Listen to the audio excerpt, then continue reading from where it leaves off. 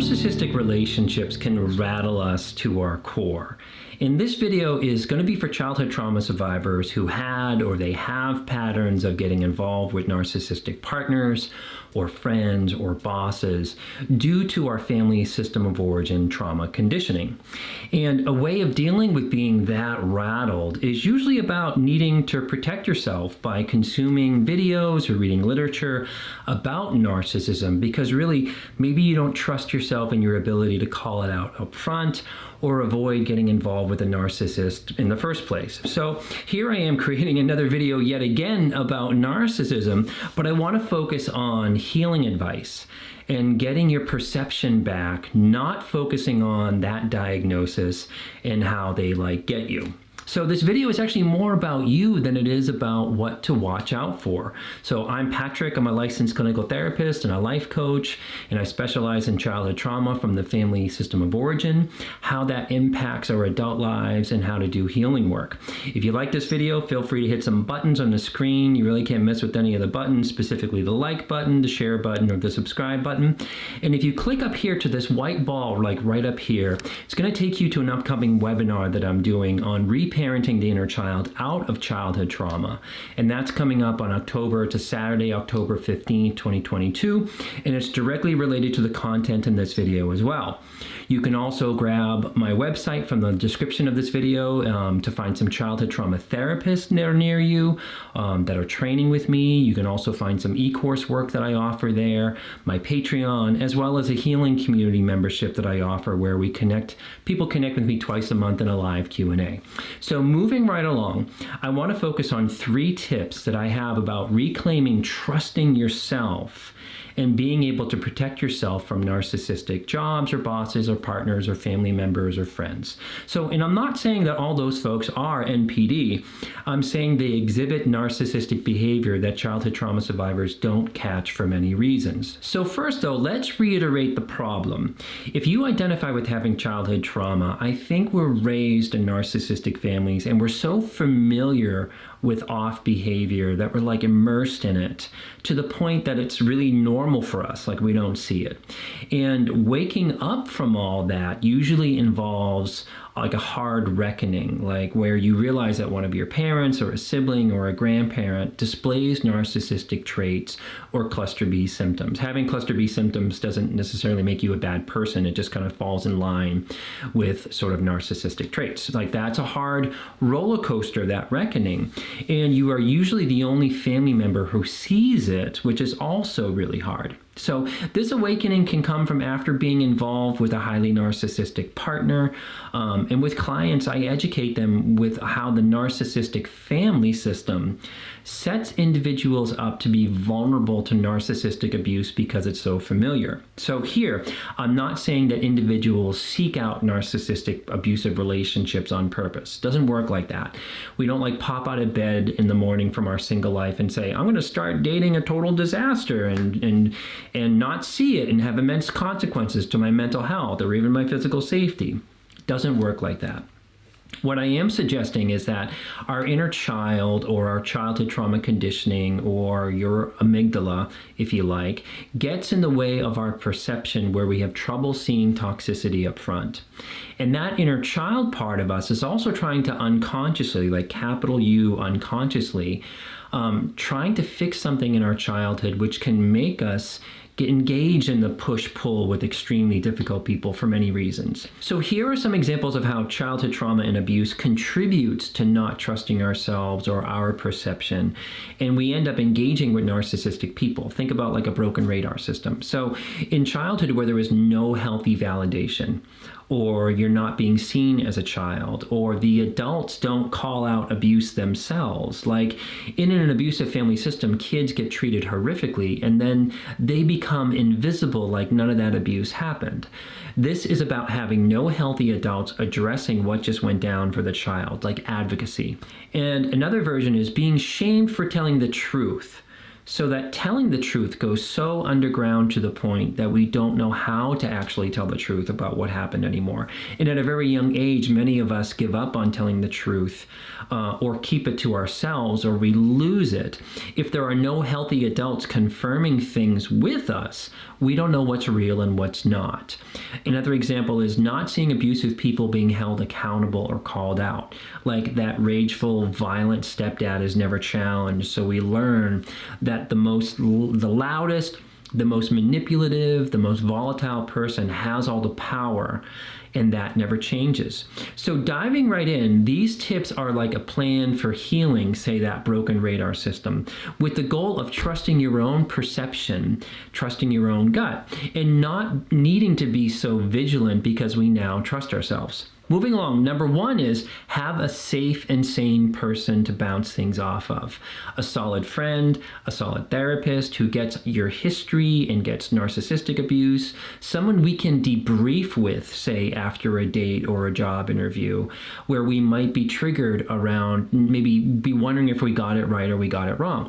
How I learned to trust my own gut was from a therapist who could help me feel when things were like a big deal and I wasn't feeling that they were a big deal, and they could also help me when I was feeling that things were too much of a big deal and I was kind of going over the top. I was usually focused on the wrong issues due to my own trauma.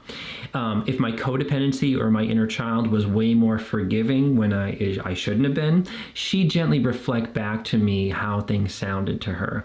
And if I get triggered and have a big over-the-top reaction to the friend or the girlfriend or whatever, she'd be able to see that I was triggered and that I was probably projecting in some way. And then she'd kind of ask me like what the trigger would remind me of from growing up.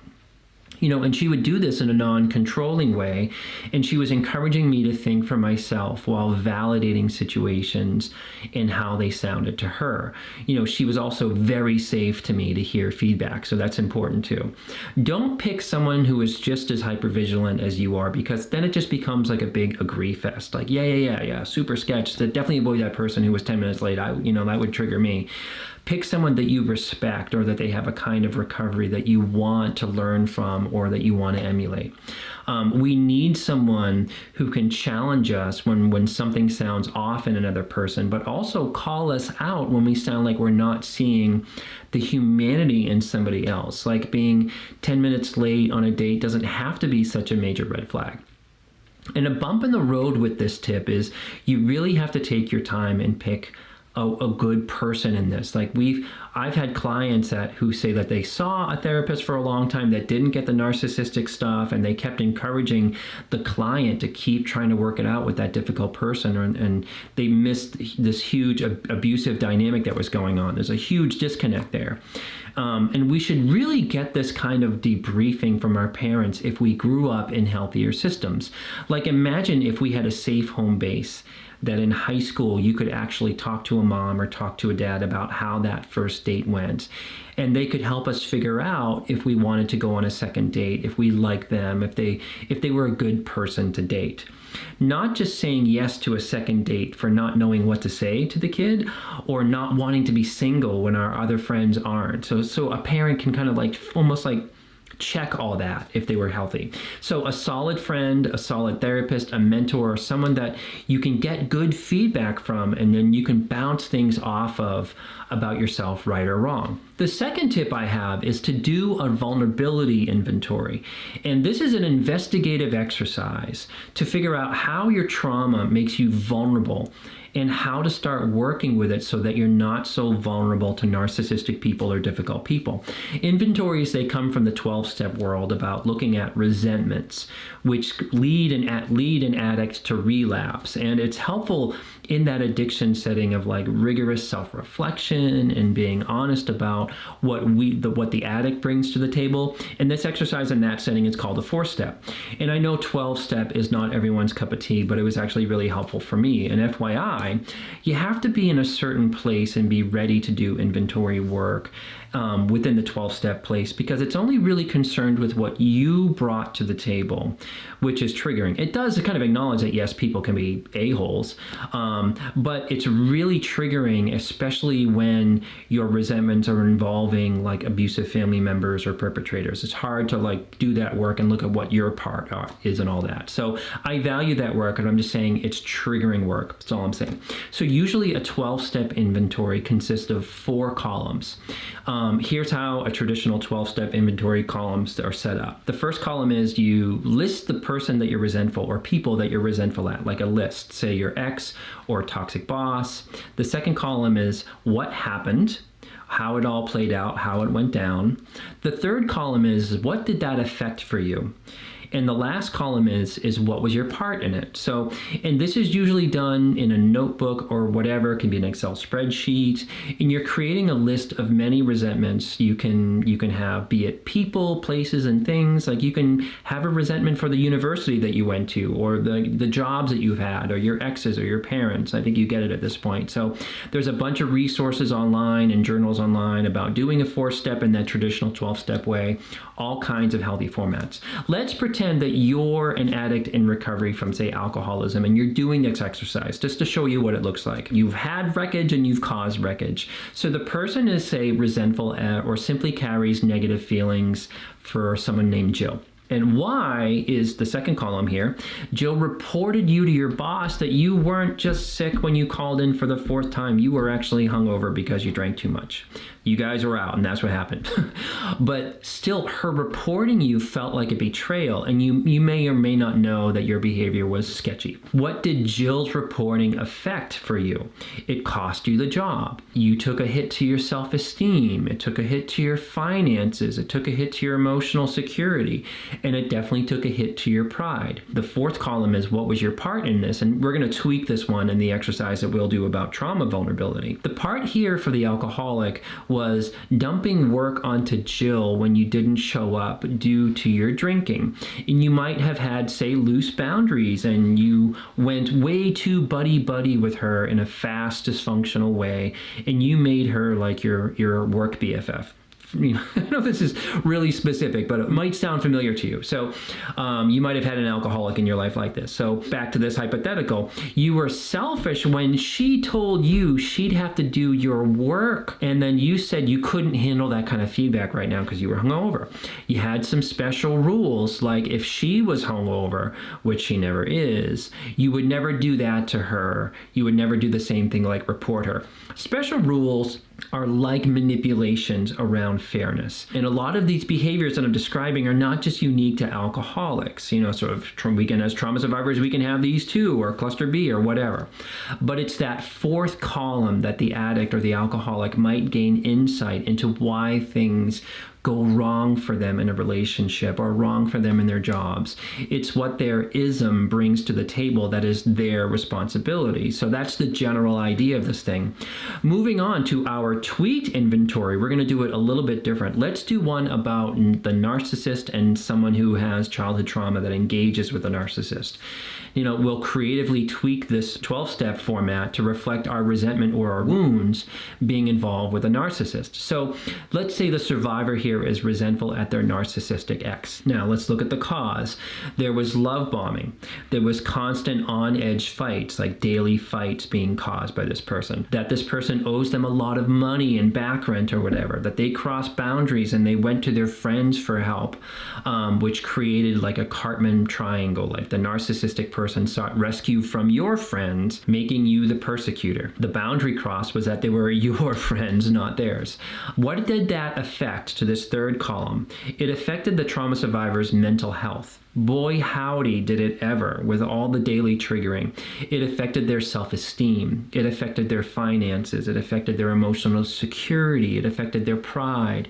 It affected stuff going on in their social circle, like when the narcissist crossed boundaries. The most important part, this 4th column, is the childhood trauma vulnerability. The difference here as opposed to a traditional 12-step, 4-step inventory, is that we're really looking at the childhood trauma symptoms that made us vulnerable to engaging with a narcissist. This is the secret ingredient that we're trying to figure out. So maybe the person's trauma vulnerability is never feeling like they had a home, so they seek out trying to build one with whomever is open to doing that, but not getting that they're trying to build something with someone who is super dysfunctional and unsafe. Or maybe their inner child trauma was around trying to make a miserable parent happy, and that's still running them. Or maybe they fawn and they lose all sense of their inner adult as a biological survival mechanism takes over, and they just submit to whatever the narcissistic person is upset about, submitting to their will,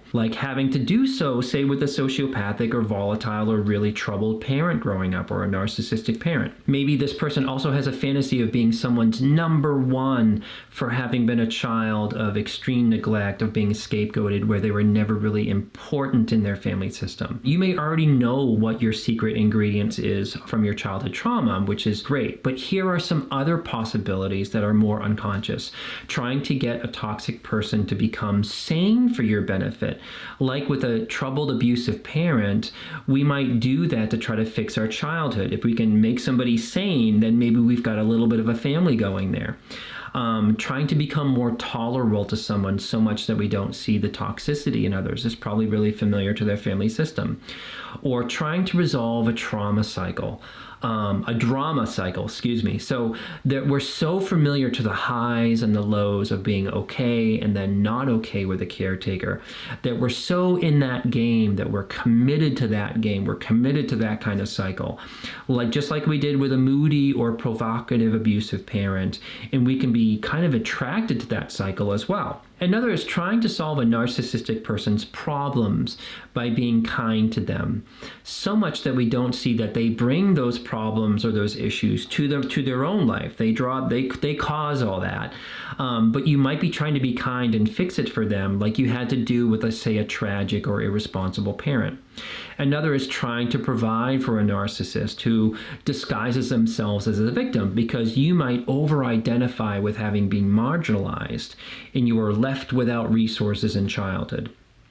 Another is needing a strong-willed person to tell us what to do with your life, because you've never had someone really advocate for you or have faith in you, and you struggle with making decisions for yourself. Another is attempting to still test or confirm that narcissistic people are just your lot in life, because that's what the family system sort of taught us, that you're kind of testing that you can't do better, which is like self-sabotage.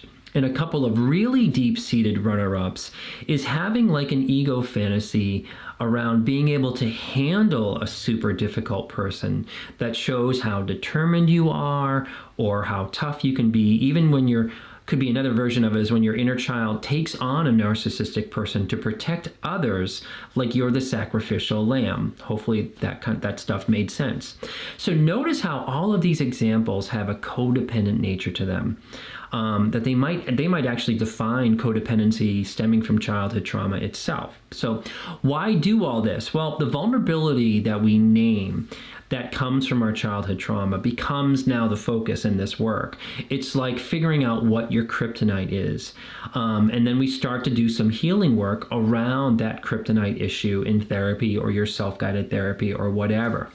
If we can name, own, and focus on that vulnerability, that childhood wound, then we can shift out of not needing to be so vigilant around narcissistic people. Like, how powerful would you feel if you didn't have your own sort of private kryptonite in a secret pocket in your system or something like that? And lastly, if you're stuck due to really not knowing about your family system, you can't make that tangible, you can't connect the dots, you can try something called the Family Rules, the Children's Bill of Rights, or doing a genogram, which are all e-courses available on my website. They really help us see an abusive childhood more clearly and be able to connect more dots to the present life. So the third tip and the final tip is to work on how you were set up. In my videos, you often hear me talk about holding parents accountable, holding abusive parents accountable. What that means is actually a mindset. It's not trying to get your abusive parents to own their part or to try to get them to get it because you told them about your trauma. That's actually also codependency, is when we're fighting people to get them to change. So holding parents accountable is shifting feelings of shame and deep-seated fault, like personal fault, away from ourselves and onto actually how we were parented. And we do that by researching the differences between healthy family systems and toxic ones. Some examples: scapegoated kids are set up for abusive relationships later in life, and or being overly submissive to other people, or they actually can be overly provocative, like in a rebellious way. They were set up for that. Neglected kids are set up to be seeking attention from anyone who will give it, which isn't good. Raise your hand out there if you were already getting yourself into trouble, say in high school, by dating somebody older who was sketchy, but no one in your family knew about it or cared to know about it.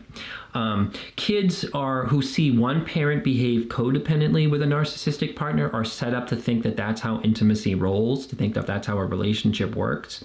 Children who are gaslit about the cause and effects of things in the family, like look what you made me do kind of stuff, they're set up to not know where the line is between someone being awful to them, and they become terrible lawyers for themselves. And at the heart of this concept of the setup is, think about your parents now.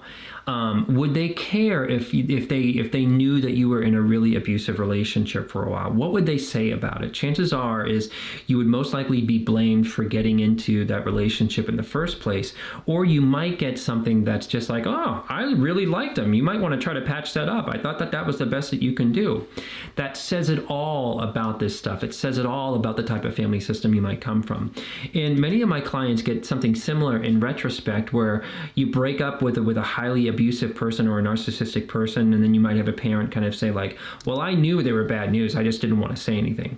It's another thing that just says it all about our family systems. So the setup there is still not having anyone from your family in your adulthood really be concerned with your well-being or how your relationships are. And yes, we're adults now, but what I'm referencing is different. Like, this stuff is not new. This is not the blame game or passing the buck. It's really just looking at how toxic families shirk responsibility away from raising well-adjusted human beings, and simply looking at what happens to kids in these situations and what kind of adults do they become. And this exercise is actually writing a letter to one or both of your parents about how the narcissistic partners or bosses or friends you've had, and you actually are holding the parents accountable for setting you up for those relationships. Stuff like, you might write down in the letter, like, I stayed with Jill or Jeff for 5 years, and daily fights and supporting their addiction and supporting them financially, only to have been gaslit every day about how I was the reason they were like that. And you set me up for that because that's what you told me every day growing up, that I was the reason why you were so miserable, that you wished that you had never had me, or that you wished you never got married. I know that cuts deep, but these videos are for individuals who know what I'm talking about because they have heard those things ad nauseum.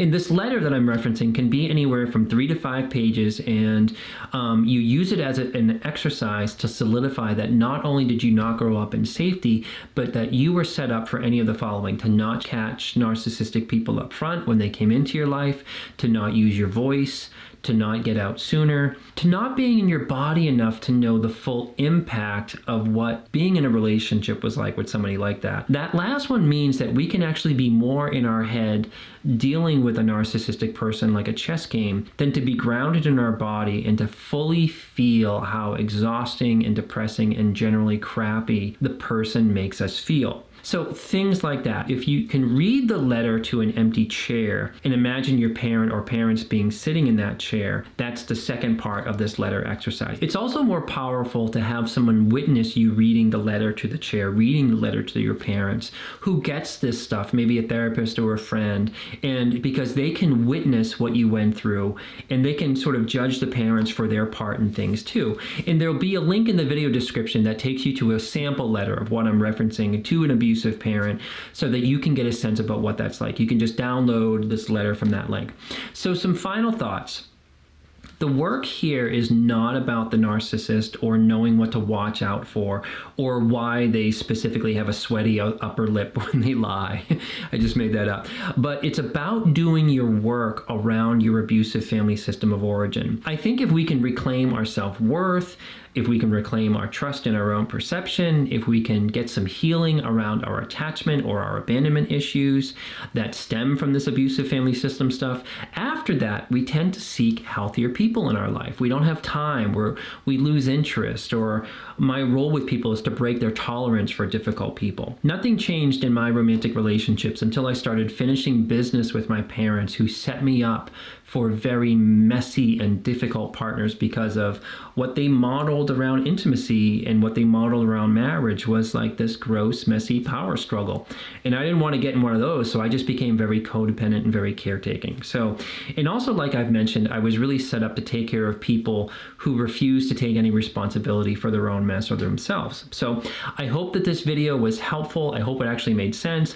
I'd love to hear your thoughts, your experiences, some comments, and as always, may you be filled with loving kindness, may you be well, may you be peaceful and at ease, and may you be joyous.